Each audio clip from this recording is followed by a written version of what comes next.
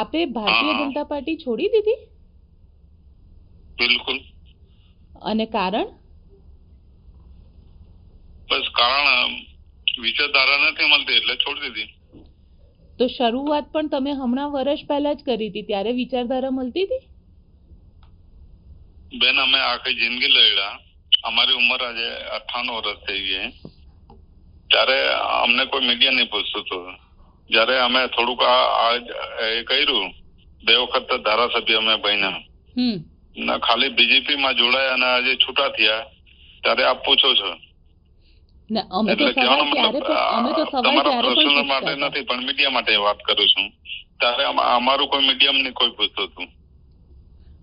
ત્યારે પણ તમે જ્યારે બીટીપી ને બીજેપી માં મર્જ કરી ત્યારે પણ તમને એ જ સવાલ પૂછ્યો હતો કે ના મર્જ નથી કરી બેન. અમે બીટીપી માં મર્જ જ નથી કરી રહ્યા. તો હવે શું કરશો? હવે મહેશ વસાવા કઈ પાર્ટીમાં? તો અમે સ્વતંત્ર છીએ અત્યારે. અને આદિવાસી હક માટે લડશો હજી? હા, આદિવાસી હા લડ્યા છે ને, લડતા રહીશું ને બેન. અમે મારા ફાધર અમારા આખી જિંદગી લડ્યા, અમારા બાપ દાદા લડ્યા હોય, તો અમે કેમ નહીં લડી શકીએ? અચ્છા, આને છોડવા પાછળનું કારણ શું? વિચારધારા સિવાય પણ વચ્ચે તમે ત્યાંની સુગર ફેક્ટરીને લઈને મુદ્દો ઉપાડ્યો હતો, એમને પણ તમારા ઘણા મન મોટાવ આવતા હતા સામે. ના, સુગર ફેક્ટરી માટે નહીં, અમે સિંચાઈ માટે બી અહીંની લડ્યા છે, વિસ્થાપિતો માટે લડ્યા છે. પણ હવે છોડવા પાછળનું કારણ શું?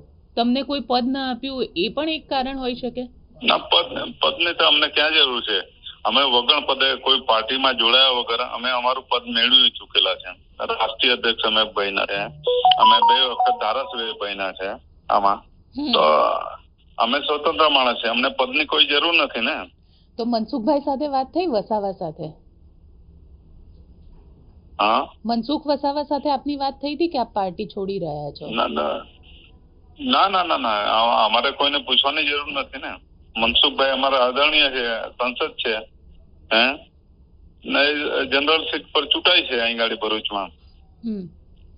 હા, એ અમારા આદરણીય છે અને અમે લડીએ છીએ એટલે મનસુખભાઈ ચૂંટાય છે. એમાં ક્યાં અમે ખોટું બોલીએ છીએ? એમાં છોટુભાઈ એ શું કીધું? છોટુભાઈ સાથે વાત થઈ આ બાબતે તમારી કોઈ?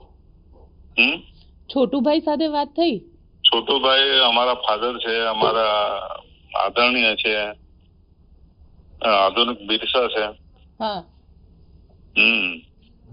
પણ એમ તમારી કોઈ વાત થઈ? તમે છોટુભાઈ સાથે ફરીથી રાજનીતિમાં જોડાશો? અમારી રીતે તો જોડે જ છીએ, ફાધર કુટુંબ રીતે જોડે છીએ, એમાં ક્યાં વાંધો? પણ એમની જે ભારતીય આદિવાસી પાર્ટી જે છે એની અંદર તમે જોડાશો બાપમાં? જોડાવાનો તો ક્યાં સવાલ છે? આજે તમે રાજસ્થાનમાં જાઓ, મધ્યપ્રદેશમાં જાઓ, તો આજે એકબીજાના જોડાયેલા છે ને. મધર ફાધર, કોઈ કોંગ્રેસમાં હોય, કોઈ ભાજપમાં હોય, કોઈ પણ અમે રીતે લડીએ છીએ. હવે તમે શું કરશો આગળ? તમે તમારા રાજનીતિ વિશે વિચાર્યું છે? રાજનૈતિક ભવિષ્ય વિશે? અત્યારે અમે ખેતી કરીશું. સારું મહેશભાઈ, અમારી સાથે જોડાવા માટે આપનો ખૂબ ખૂબ આભાર.